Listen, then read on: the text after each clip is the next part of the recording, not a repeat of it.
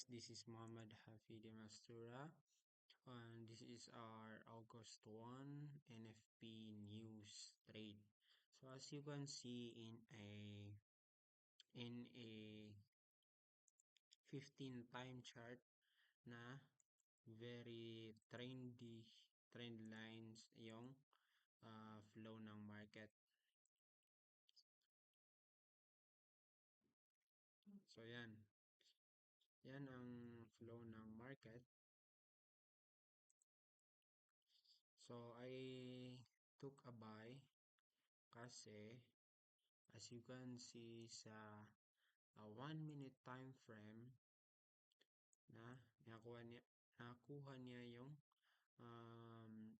na-break of structure niya yung previous highest high of um, the previous high in this day, which is ito.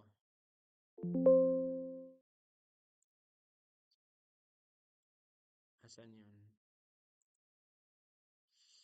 This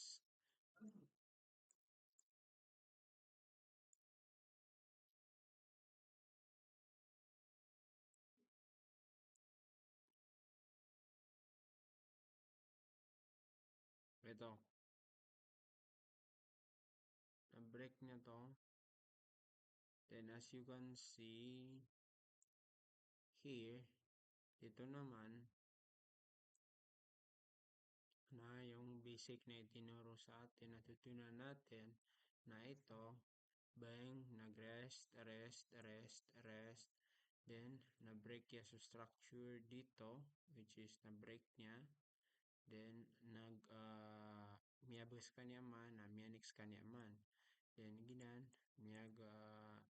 gita-gita sa man so price, then giya man na miya-break yan na ya, which is mas ma-pro.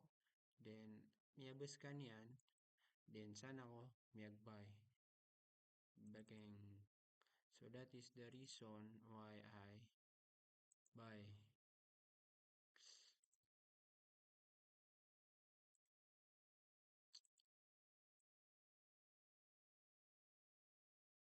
So, this is a gold and this is a NFP news.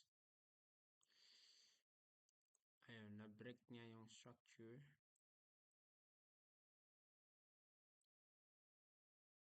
Usually na yung high is ito.